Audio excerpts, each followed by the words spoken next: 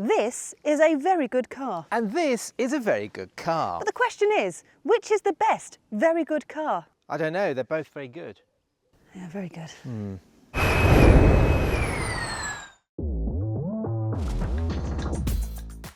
So this BMW iX3, it is our current car of the year.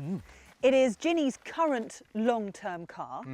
And we love this car. It's a fantastic car, genuinely Yeah, it is. It is. It's a real game changer, this car, and I can see why Ginny loves it. Yeah. But it's interesting because this car, I think this is probably the 5th time that we've actually filmed this car. It's gotta be. become a bit of an electrifying YouTube channel video regular, this car. Of course, the first time, twin test, it beat off the Audi Q6 e-tron. Then it's beaten the Mercedes GLC. Yes. But this, I think, it's the toughest battle yet, isn't it? Well, here's the thing, right? The new Volvo EX60 is actually very brilliant. Now, Ginny phoned me this morning and she said to me that she got stuck in 5 hours of traffic in this a couple of days ago. And apparently it was the best traffic jam of her life and she loved every second of being stuck in traffic. And I can tell you now, because I picked that car up this morning to drive it here to the barn. And literally within the first 2 minutes of driving it, I was like, bloody hell, this is a good car. Honestly, it's so good. I know. I've spent a lot of time with this car and I love it as well. Yeah. Both have got 800 volt charging. Both can do, well, the top model's 500 miles of range. Both very, very similar. So this is going to come down to the finest details, the finest margins. Yeah. So you might as well stick with watching this because who knows what's going to happen. We don't. We don't. We don't. Right, we're going to give you like a highlights package in terms of exterior design because we have filmed this car a lot. So come, let's do a little walk around the BMW. Right. Yeah. So the version that Ginny's got has the 950 quid illuminated Iconic grille, apparently. Iconic grille. I Now, like that. I also like that. I think it's chintzy, but I kind of like it. I like that. The whole front end, I think, is really nice. I agree. Yeah. And the bonnet is obviously much, much higher than what you get on the Volvo. But again, I like it. I like the kind of big boxy look that it's got. It's very modern. It's very cool. Yeah. Bit slab-sided on the side here, but Yeah. I like it looks like an SUV. It does. Big, it really boxy, does. chunky, Chunky really boy. nice. Yeah, chunky Yeah. boy. The Volvo, Yeah. Shall we? you Sorry. go. You go. Thank you. Right. Volvo, whereas the BMW is more kind of, it's totally different from the previous iX3, new Yes. design language. Yes. This is very evolutionary. I mean, you could cover that badge and immediately everybody would say, That's a Volvo. That's a Volvo, wouldn't they? Of course, you've got the Thor's headlamps, very smooth. It kind of looks to me like a lifted estate car. It does. It kind of does. It looks nice and it gets curvy here, boxy at the back. Reminds me of an old V70 estate from the back. A tall long boy. Yeah, Yeah. stack lights at the Yeah. back. It's really nice, actually. It's a simple design, but I think it works quite well. It does. Door handles. Yeah, let's discuss that. Do you like the door handles? I don't know. When I first saw it, I went absolutely not. But now, the more I look at them and the more I experience them, Yeah, I think they're pretty good. yeah, yeah. Of course, you've got various apps. You can open and unlock the car with. Can you stop doing that now? Sorry. You can open and unlock the car with an app. Interesting thing with this car is if your phone runs out of battery, you would think, I can't open the car. You can actually. It's got that NFC thing on the mirror. Oh, there's the flippity flip. Yeah. Welcome to the interior of the iX3. Now, I know that you've seen this interior a million times. If you haven't, where have you been watching Electrifying? Because we have filmed this interior so much. Right. Get to the point, Nicola. First of all, patches in the back. So first of all, you have the panoramic iDrive screen along the front here, which genuinely is brilliant. It's brilliant because it has every bit of information you need. You can customize it to whatever you want to be up there, to be in your radio stations, to what road you're on, to which direction you're heading in, to the temperature and all that sort of stuff. And you can have everything up here and it's absolutely great. You could just on that point. Can you imagine? Come forward more so the camera can see that you're there. The the person who came up with that idea, Yeah. you can imagine when they pitched it to the board, the BMW board, oh yes, we're going to have a screen at the bottom. You know, the abuse they probably got. What a terrible idea. But it works absolutely brilliantly. And I was a massive cynic of this. Yeah. When I first saw it, I thought that was a gimmick. But it works so well, doesn't it? It does. And you can configure it if you really want to. I just said that, but yes. Did you just say that? I Sorry, did, yeah. drifted Thank off. you for mansplaining. Yeah. Continue. Pray continue. Right, well, I want to continue with my love for the steering wheel, which I also know that you hate, Batch. I hate the steering wheel. Right, I'm going to move into a proper position here. So this steering wheel, I genuinely think is fantastic. Right, it's a whole new design. I mean, these buttons don't bug me either, because I know it is technically one big button, but it is something that you actually physically press. You physically press things. But the thumbage, it's the thumbage, right? That's not a word. It's not a word. You keep saying there's chuckability. You keep creating words in electrifying videos, and it's rubbish. I It's will total release rubbish. a Nicola dictionary at some point. Panny roofs, all the lot. So the thumbage, like putting your thumbs in that bit there. That's like, the you're just only like, thing I like about this yes. thing. It looks horrendous. It looks it's great. so vulgar. I and love hideous. it. You're wrong. Get Okay. back in your seat in the back there, because this is utterly brilliant. Do you want to talk about the touchscreen? I was just finishing. Oh, he's right. Okay, you're annoying today. Okay, fine. The touchscreen. Now, the shape of this, I mean, do you remember back in the day, you used to have the BMW iDrive, the click wheel that used to be down here. So then you'd never have to sort of look at a screen to then physically touch things. You could just do things like that. And it made for safer driving, in my humble opinion. But everything in here is actually really good. And the voice control is really good in here. So you don't have to touch as much as what you think you have to touch as much. Do you know what I mean? No, I don't. No one does. That was again complete twaddle. You said. The quality of materials in here are also absolutely brilliant. Erin, it's a really lovely place to be. Wireless charging for a couple of phones. You've got good storage in here, good storage under here, good cup holders. It's great. Yeah. It's really great. It works really well. Should I talk about the back? Oh yeah, do that. Yeah. Again, we've spoken about the back seats loads of times here, electrifying, but it's just great. So much room. I mean, that is a completely flat floor, isn't it? Yeah. Well, both of these cars have been built as electric from Yeah, the they're ground up. bespoke electric car platforms. That opens up so much more space in the back. You can fit 3 people here. Isofix, they're under here. Yeah. Can I point out something? Yes. The back of the headrest, if you're sat in the back, look Oh, like there you go. Disney guards. Yes. Can you see it? Yeah, I can see that, yes. Yeah. They just look like Disney guards. You get distracted by the smallest of things, don't you? I'm just acknowledging. Back to the consumer items here. So the Volvo is better equipped than the BMW. Yes. You don't get heated seats as standard. You do in the Volvo. Mm-hmm. I think it's £375, I think, in the BMW. Yeah. And the panoramic roof, you have to pay extra for that, £1,275, It's which actually called a panny roof, but that's fine.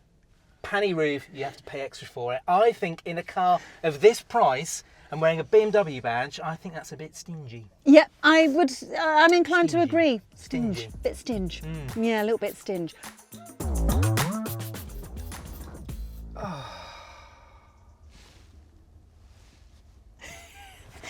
Isn't this just a Isn't it lovely nice? interior? Isn't it lovely? I'm so relaxed in here. It's actually, this is a really peaceful place to be.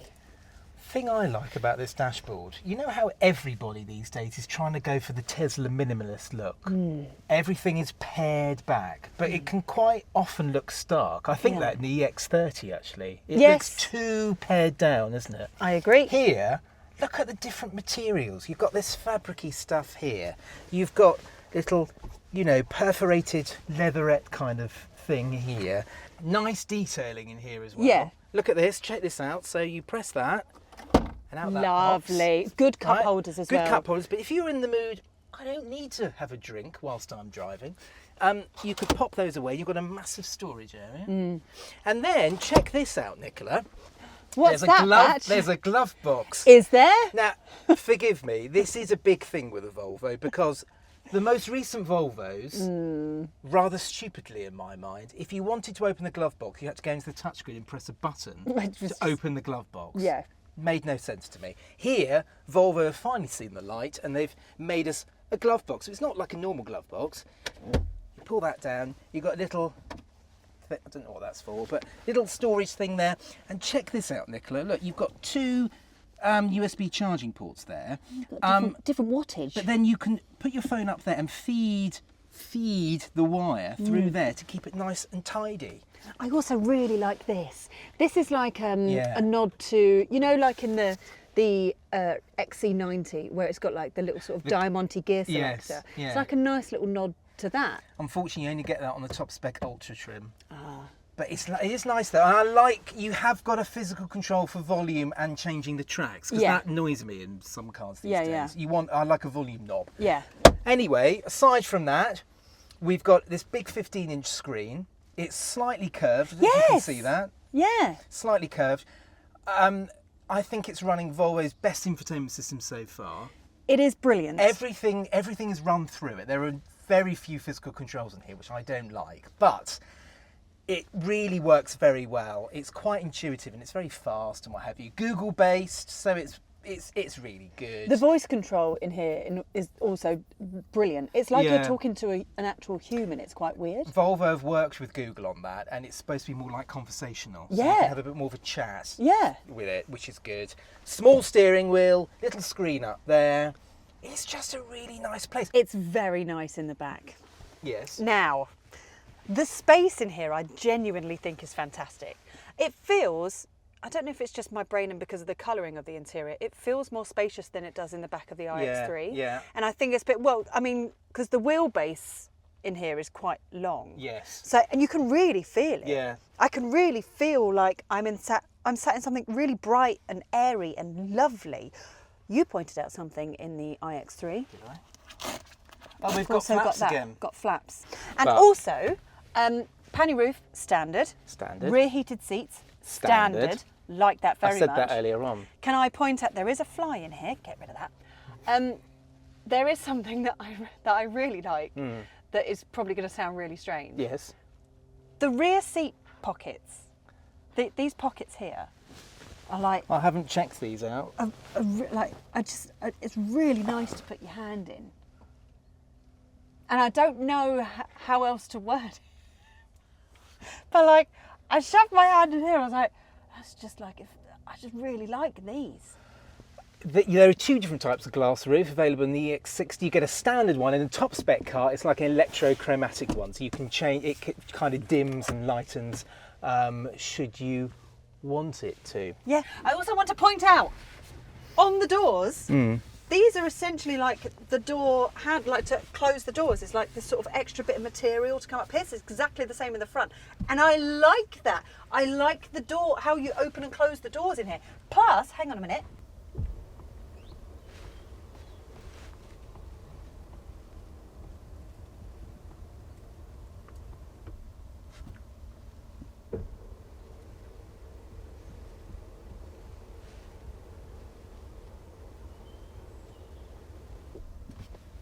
Say no more.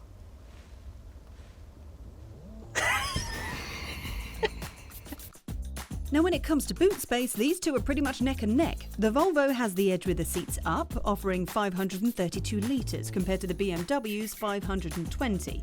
Fold them down though, and the iX3 comes fighting back with 1,750 litres of space versus Volvo's 1,647 in the EX60. But the Volvo has a trick up its sleeve with a really useful split underfloor storage area, including one absolutely enormous removable bucket. Apparently it's for catching crabs. There's also a quaint will it fit graphic on the tailgate showing what you can actually fit inside the EX60.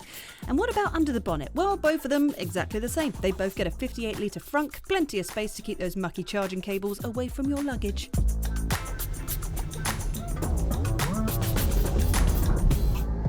This is the car. This is the car you have more fun in, 100%. Now this is mainly because it's largely based around performance, sporty driving. That's what this car has been made for. It's been made to have fun, chuck it about a little bit. That's why it's got a good grippy, thummy steering wheel. I mean, the version that we've got here, we've got 469 horsepower. It will do 0 to 62 in about 4.9 seconds. So if I click on my modes and I put it into sport mode, then it kind of tightens up the chassis a little bit, firms up the steering a little bit, and it means I can do this.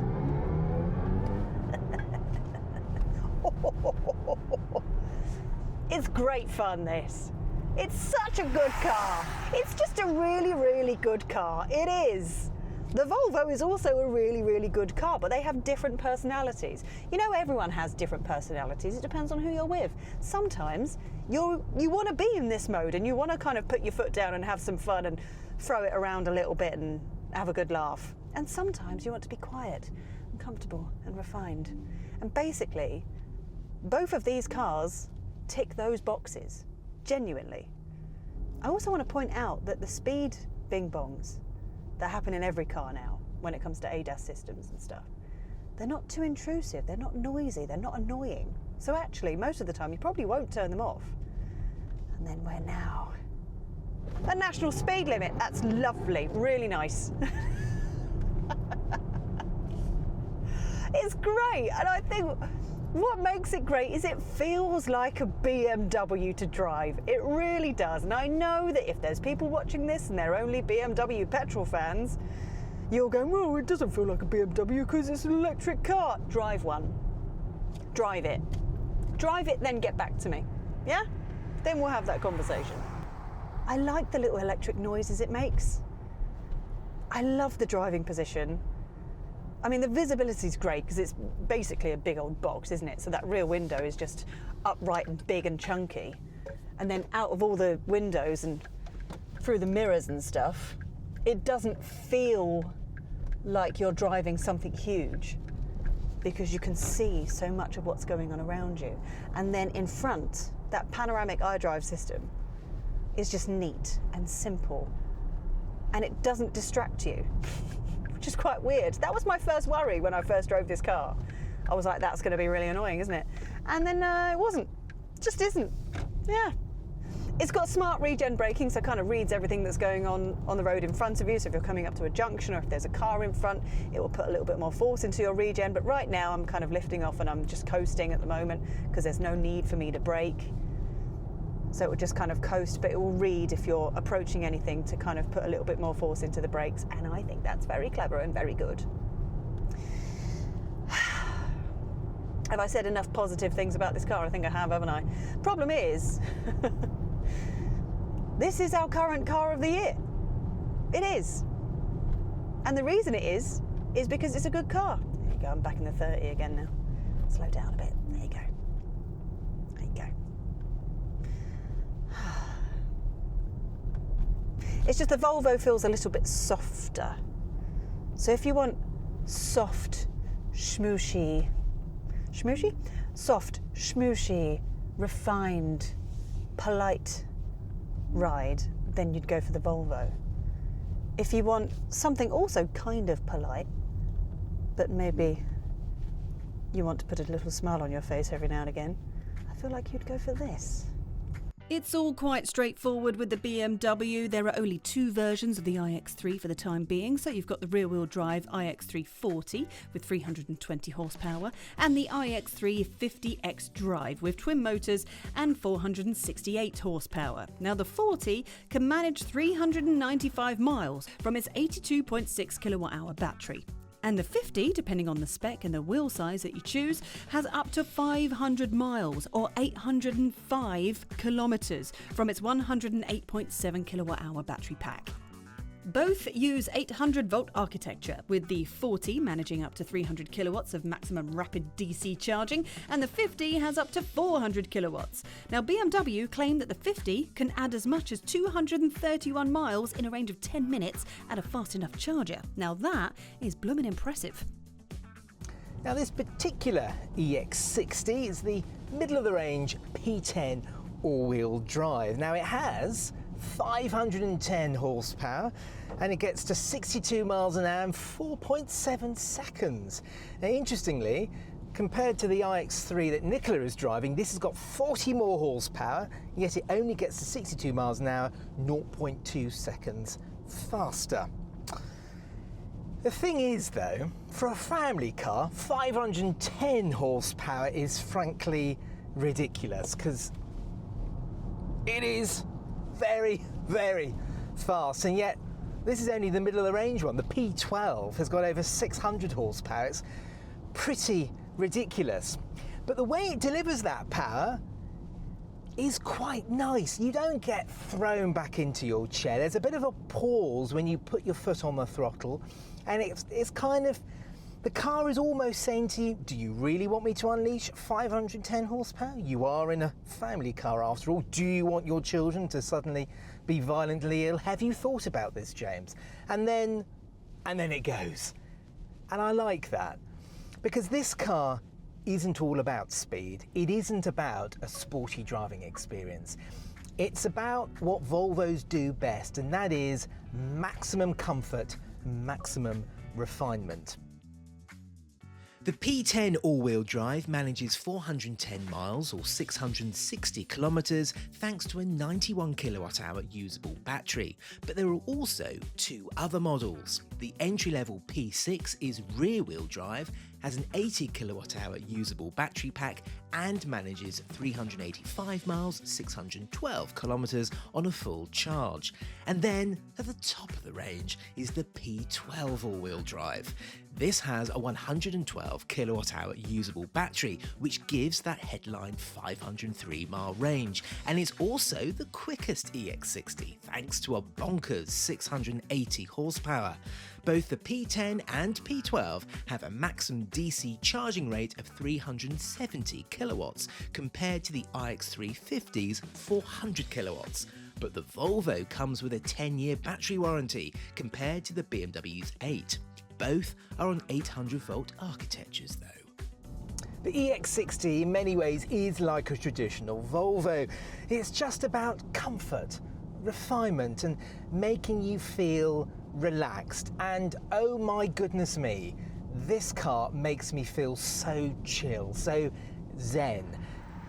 So the P10 and the P12 have adaptive suspension, so you can change the suspension setting, comfort, or a harder setting, whatever you like, whereas the P6 gets just non-adaptive suspension, conventional suspension. I haven't driven that car, but this P10, my goodness me, even in the standard setting, the ride quality is sublime. It soaks up every single bump and ripple in the road. It is far softer than you get in the BMW. And yet, even though it's a bit soft, the handling is still good. Yes, you do get a bit of body roll, but it feels really well controlled. It's just a really nice car to drive. This car is also deathly quiet on the road. Now, I've driven it on an assortment of different roads, even on the motorway, where you'd expect the noise levels to kind of ramp up, but not so in the EX60. It is super refined. The only thing I think that spoils the tranquility is sometimes you can hear the suspension kind of clatter up and down in the wheel housing, which I don't kind of like. I think that's a little bit of a disappointment, but I think you only hear that because of the rest of the driving experience is so quiet. Let's talk about the steering wheel, shall we? Now, Ginny is a big fan of this kind of square-shaped small wheel you get in the EX60. Nicola's a fan too. On the whole, I don't tend to like small steering wheels, and I'm not a big fan of the EX60s. Volvo, I understand why they're fitted. It allows you to kind of get in and out more easily because they're kind of squared off. And in theory, having a smaller wheel means that it shouldn't get in the way of the screen in front of you. But in my driving position, because I tend to like the steering wheel kind of quite out into my chest and high up, it's still blocking the screen for me. So that's probably something worth checking in your test drive when you're kind of trying to work out whether the EX60 is right for you. But I don't like the size of it. I think the reaction, the kind of steering feel is pretty good. It's not as engaging as the iX3, but it's really not too bad at all. The only other thing I don't like about this driving experience is the brake pedal. I think it's a little bit too spongy for me. But you can cure that by putting this car into one pedal drive. This infotainment system is a lot more easy to use on the road, on the move, than other infotainment systems in other Volvos. And I like the way there's kind of a fixed bar here of controls, and one of those controls is one pedal. So you just press that and you can change the level of one pedalness, if that is a word. I'm starting to become like Nicola, inventing words for electrifying videos. But for one pedalness, I've got low here, and it works really, really well. It really does kind of, it's well set up. And I found myself driving this car with one pedal on all of the time, not even touching the brake pedal, and it's super good. Another thing I want to really kind of praise this car for are the ADAS systems. I think previous electric Volvos, their ADAS systems haven't been the best. Here, they really are, to the point where I tend to find myself not turning a lot of them off when I drive the EX60, which normally when I get in the car, that's the first thing I do, turn everything off, because they're really intrusive, but not in the EX60. They seem to be well calibrated. And it seems like all of the computer systems in this car are well calibrated. And I think there are two reasons for that. Volvo's work very closely with Google, and it seems like this partnership is working very, very well. And this is a next generation EV for Volvo on their next platform, SPA3. And it just seems to be well set up for all the technology and all the systems that EVs need to have these days, and the kinds of systems that customers expect. So yeah, that's just another part to the really comfortable and stress-free driving experience. Now, one thing I do need to talk to you about is towing. Now, the P10 and P12 versions, the EX60, can tow up to 2,400 kilograms. The iX3 50 xDrive can only manage 2,000 kilograms, which is still pretty good for an EV, mind you. But the EX60 is the better car if you need to tow heavier weights. But the BMW has better mirrors. Now, bear with me on this. Now, the iX3 has got more conventional door mirrors. So if you need to attach towing mirrors, the extended mirrors, which you need when you're towing a caravan, for example, the iX3 is a lot easier with that car. The Volvo has fancier door mirrors where it's not just the glass that moves, it's kind of the whole mirror. So it means that you can't use conventional kind of clamp-on mirrors. You have to use the sucker type to the glass, and they're a bit rubbish, if I'm honest. So that's one thing to bear in mind. If you want to use your car as a towing vehicle, the iX3 might be the better choice. The last thing I need to mention and talk to you about are the sound systems. Now, the entry-level plus version of the EX60 gets a 21-speaker Bose. It's very, very good, as you'd expect. But the Ultra, the top spec EX60, gets a 28-speaker Bowers & Wilkins system. And if you've been in a Volvo for the past few years, you will know how great these systems are, and the EX60 is no exception. It's just another example of how premium and how luxury this car feels. Firstly, the entry-level iX3 is cheaper than the Volvo at £53,250 compared to the EX60's £56,860, and across the range, the EX60 does look more expensive. But the Volvo is better equipped and comes in more flavours. The P10 and the P12 versions are also a lot more powerful than the iX3 50 xDrive. At the time of filming, a PCP deal for 36 months at 10,000 miles a year with a £5,000 deposit comes in at £811 a month for the Volvo EX60 P6 Plus and £904 a month for the iX3 40 M Sport. While for leasing on similar terms, it's £985 a month for the xDrive 40 M Sport and £921 for the EX60 P6 Plus. The Volvo is currently cheaper, which is surprising because the iX3 has been out for longer and there's more stock. But remember, finance and leasing prices are changing all of the time. You know something, Nicola? Forgive me, I'm going to go a little bit romantic here. I think we might look back on this this moment. Between us. Yeah. Yeah. And think that is when EVs got seriously good. Yeah. No, I Yeah. mean, joking aside. No, I agree. Yeah. Because that's not just a great BMW and this is not just a great Volvo. They are great EVs, full stop. Yes. They really are the next generation of EVs, I think, don't Well, you? they're now this generation of EVs. Well, And they are, yeah. It does feel like the times are changing. Yeah. And it's a great time for Volvo. It's a great time for BMW. It's a great time to be an electric car YouTube channel. Do you know what I mean? It's good for all of us. Yeah.